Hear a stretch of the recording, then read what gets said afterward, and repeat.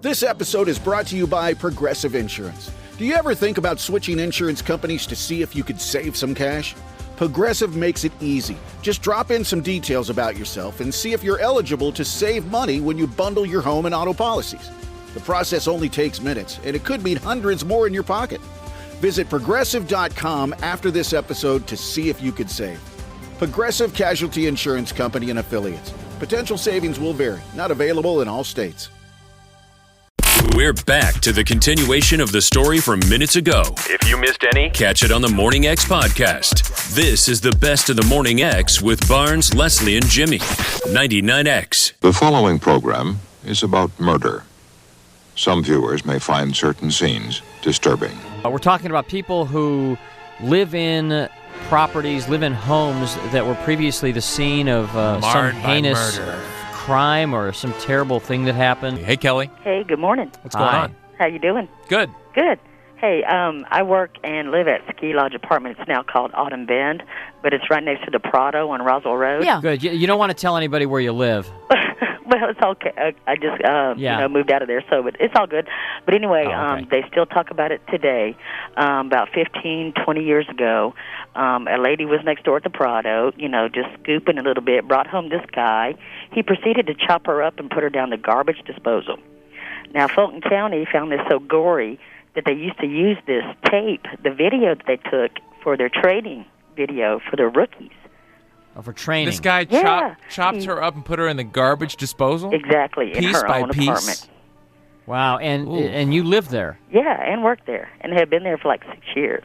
And to this day, it is still mentioned on Roswell Road. Is it? I wonder if they have problems renting in that place. Well, they if nobody asks, they neglect to tell people. Yeah, this. although 20 years ago, I mean, people... After so many years, I guess, it's not as urgent. Especially because people who, let's say, have been here for that long, common knowledge. Right. Also, people who have been here that long probably haven't been in apartments for 20 years. I don't know. I'd still want to know. Exactly. But when Fulton County pulled up, he was sitting out on the curb.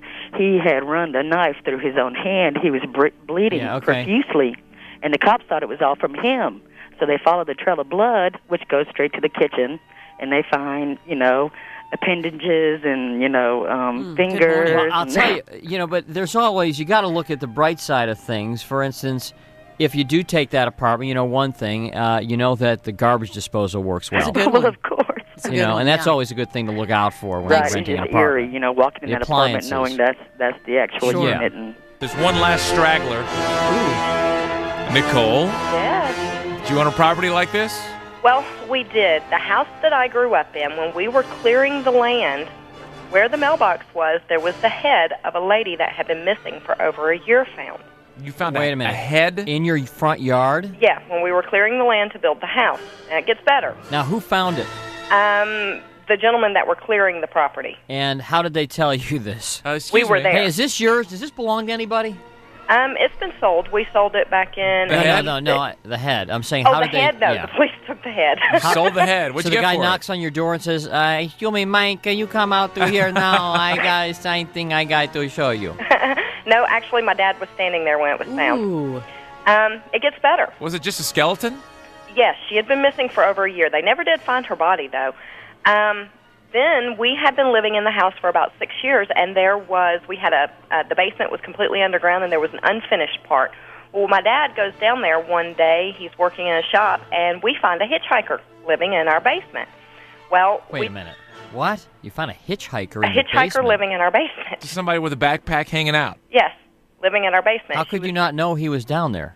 Because it was underground. It was well insulated. My dad built this house, and you couldn't hear squat from the basement. You never went into the basement? I did, but I never went in that part. It was unfinished. It was up under the stairs, and I used to call it the dark room. I gotcha, unfinished. And was there access to the basement from outside? Yes. So that's easy to do, I guess. So there's a head in the front yard, a hitchhiker, and what'd you say to the hitchhiker? Well, it gets better. I don't know. At this time, I was about 9. Well, my dad turned her over to the police. About a month later, at about 2 in the morning, we hear a gunshot go off in our basement. The hitchhiker had shot herself in our basement. She came back. She came back and shot herself in our basement. Now, here's the really weird part. Oh, okay, because I knew that wasn't too weird. No. Yeah. After that happened, for the last 5 years that we owned that house, my family fought. My brothers and I fought. Not only just fought, but we're talking chased each other around with butcher knives, trying to kill each other. I lived the last 5 years in that house swearing to God that I would never live to get out of it. I thought one of my brothers was going to kill me. Why? Now, why is that? You guys kept fighting and... We fought. After that hitchhiker killed herself, something happened, and our family... I mean, we just all of a sudden hated each other. You were possessed. And you actually... It was weird. Did you actually try to kill each other? Yeah, actually. Well, I don't know if it was, sibling fights, but... I mean, it was butcher knives, screwdrivers, chase you around the house, I have to be honest through with the door. I'm not a family therapist, but I think when butcher knives come into play, it's extended a little bit beyond just a family fight. Oh, yeah, I agree with that. Well, we finally sold the house. It took us 1.5 years to sell the house. Did you tell the people what was... I'll be honest with you, I don't know. I was 14 when the house was sold. I was glad to get out of there, and our family has not fought since. Well, in the gunshot thing, you were laying in bed and you just heard, pow. Yes. Very loud. Did everyone get up and go down there? No, just my dad. We all kind of hovered around the top of the door. And then my dad was telling us, go to the garage. And we all went out to the garage, and we stayed there until the police came, and they went into the backyard. The backyard was just woods. It was 2 acres of woods. And the police took her out through the door that went into the backyard. Let's go back to the head for a quick second. How long had that person been dead?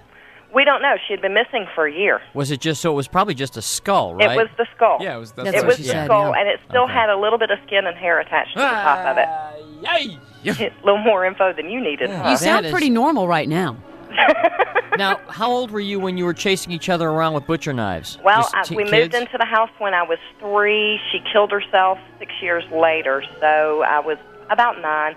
And it went on from the time I was 9 until I was about 14. Any parents involved in this? Well, we didn't tell the parents. I mean, we were kids. We were like, don't tell What Mom part and of Dad. town? Where was this house? Conyers. Out in good old Conyers. Yeah. Okay, yeah, that's a good story. Thank you. That is a good story. Thank you. We'll see you later. I appreciate it.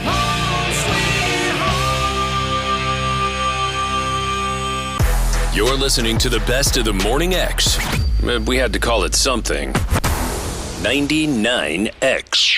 Former U.S. Navy SEAL Sean Ryan captures real stories about sacrifice and strength. We go into this hooch searching for Christ knows what. Regardless if anybody else does it, will you do it? There's a lot of things that are hurtful and disturbing. Can't get anybody to talk about it. Uncovering truth with the heroes who live to tell it. There's a saying, there's no atheist in a foxhole. That was the hardest part for you coming home. What? How'd you get through it? I worked hard. The Sean Ryan Show. You ready? Let's do it. All right, let's go. Follow and listen on your favorite platform.